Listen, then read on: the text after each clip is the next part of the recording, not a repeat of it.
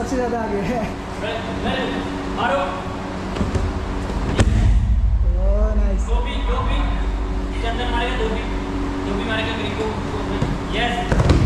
वाह नाइस।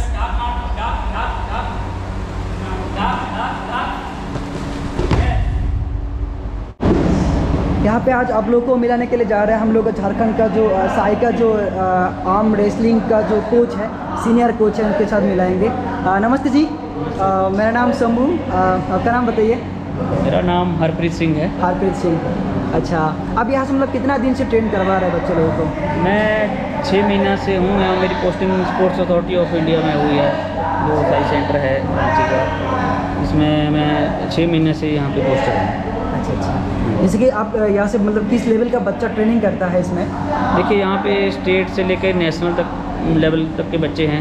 यहाँ पे कुछ बच्चे हमारे पास नेशनल मेडलिस्ट भी हैं, कुछ बच्चों के स्कूल नेशनल में मेडल हैं, कुछ जूनियर में। अभी हाल ही में एक हमारा स्टूडेंट अंडर 17 जिसको कैडेट कहते हैं, उसमें ब्रॉन्ज मेडल लेके आया है। अच्छा। तो उससे पहले भी एक लड़के का मेडल आया है।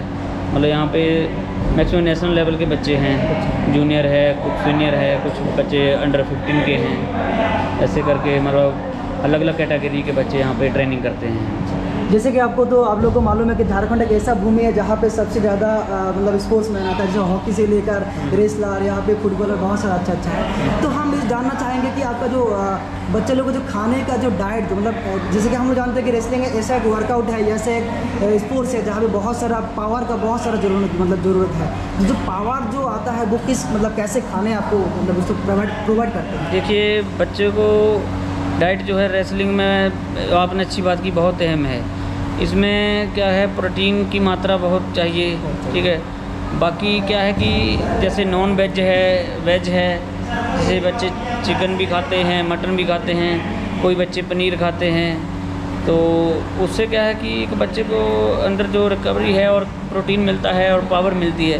तो इस तरह से दूध हो गया, जूस हो गया, फ्रूट हो गया, तो अपना ऐसे करके बाकी आम, अपना हरी सब्जियां हो गई, तो ये सब मिला के जो है एक अच्छी डाइट बन जाती है। बादाम है, बादाम का शरबत है, वो मिला के पीते हैं। उससे क्या है कि पहलवानी में एक स्ट्रेंथ भी आती है और अंदर जो किसी को स्टेमिना कहते हैं, दमकस, वो भी डेवलप होता है, जो कि पहलवानी बहुत ज़रूरी है। और बच्चे ये डाइट लेते हैं प्रैक्टिस के बाद।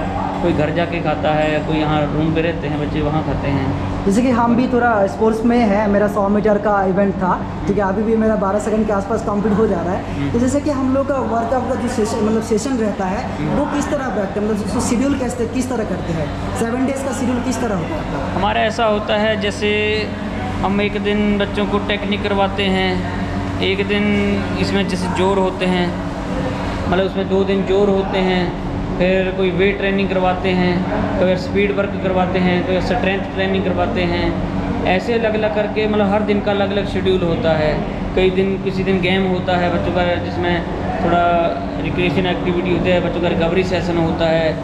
तो ये सब मिक्स करके चलते हैं। जैसे किसी दिन स्पीड हो गया, स्ट्रेंथ हो गया, टेक्निक हो गया, तो अलग अलग तरह की ये ट्रेनिंग हम जो है यहाँ पे बच्चों को कराते हैं। ग्राउंड वर्क करवाते हैं, फिर मैट पे करवाते हैं अलग अलग। और एक चीज़ मैं पूछना चाहूँगी, क्योंकि बहुत अहम मतलब उसमें होता है, सवाल होता है कि जो इंजरी, आपको हम मालूम है कि रेसलिंग में सबसे ज़्यादा इंजरी होता है, तो इंजरी प्रिवेंट के लिए आप कैसे मतलब उसको ट्रेनिंग देते हैं कि कैसे इंजरी प्रिवेंट रहना है? देखिए, इंजरी के लिए हम पहले बच्चों को प्रॉपर अच्छी तरह से वार्म अप करवाते हैं, क्योंकि प्रॉपर वार्म अप करने से क्या है, इंजरी लगने का चांस कम होता है। और उससे क्या कि बच्चे की जो नए बच्चे उनकी पहले फिटनेस को डेवलप करते हैं, क्योंकि जब तक बच्चे की फिटनेस डेवलप नहीं होगी तब तक बच्चा जो है रेसलिंग की स्पेसिफिक मूवमेंट नहीं कर पाएगा, कोई भी टेक्निक नहीं कर पाएगा।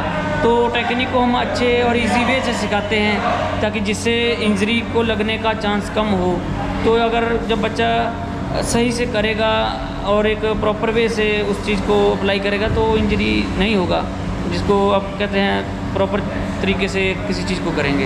अच्छा, इंडियन में और एक मतलब बहुत ही र्यूमर्स है या फिर ख़राब जो धारणा है वो होता है कि अगर किसी भी आप हेवी वेट कर रहे हैं तो उसमें आपका ग्रोथ रुक जाता है। बहुत सारे सवाल आते रहते हैं, तो ये जो रेसलिंग का जो स्टार्ट करने का जो एज वो क्या होना चाहिए? देखिए, रेसलिंग स्टार्ट करने का एज 10 से 12 साल सही रहता है। 10 साल से बच्चा अगर रेसलिंग में आ जाए तो एक वो अच्छे लेवल पे जा सकता है।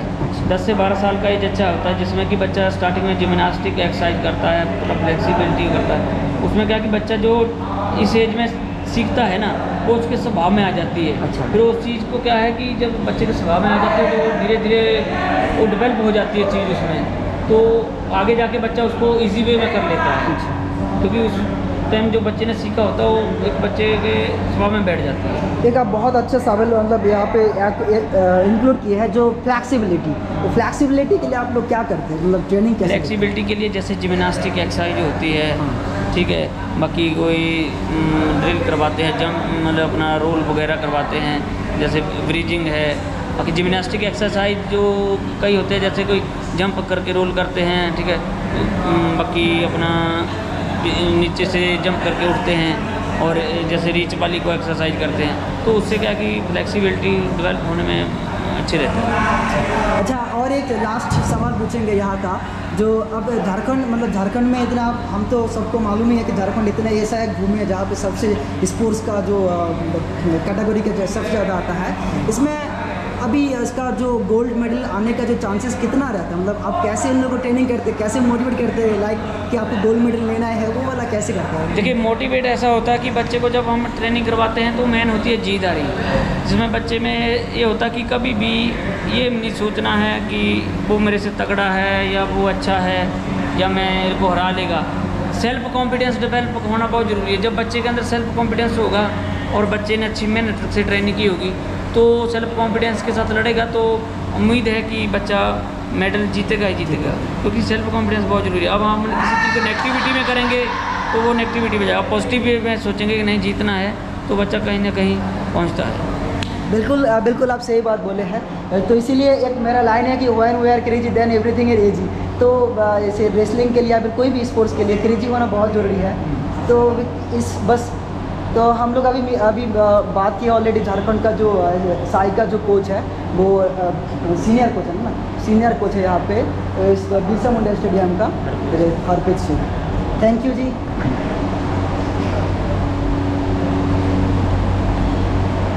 आप ये देख सकते हैं बहुत सारा रेसलर है, बहुत सारा रेसलर है जो यहाँ पे ट्रेनिंग करवाते हैं। आप हम लोग देखेंगे कि आप लोग कैसे कैसे रेसलिंग करते हैं। चलिए कुछ मूवमेंट दिखाइए,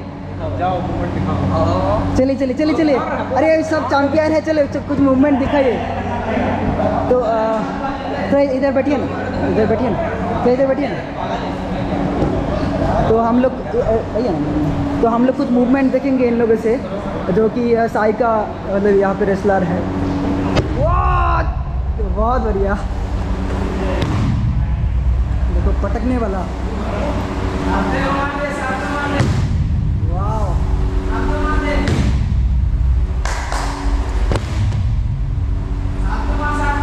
चोट लगाएगा, ये होता है रेसलिंग का पावर अल्टीमेट, ठीक ना। इसलिए इंडिया अभी तक रेसलिंग में सबसे ज़्यादा आगे है।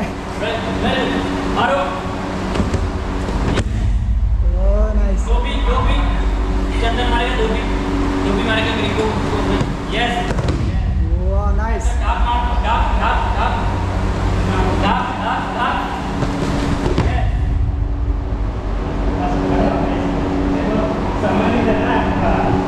ये जो स्पेशल ट्रेनिंग देख रहे हैं आप लोग, मतलब इतना अच्छे से ट्रेनिंग दे रहा है, तो इसीलिए इन लोगों का, बच्चे लोगों का जो जुनून है, देख सकते हो किस लेवल तक है। इसीलिए इंडिया अभी तक रेसलिंग में सबसे ज़्यादा आगे है। आपको दिन वो बहुत अच्छा लगा, बहुत अच्छा लगा। आपका नाम क्या है? रुद्र। ये है रुद्र, देख सकते हैं, फिजिक भी देख सकते हैं, बहुत बढ़िया है। आपका नाम जी?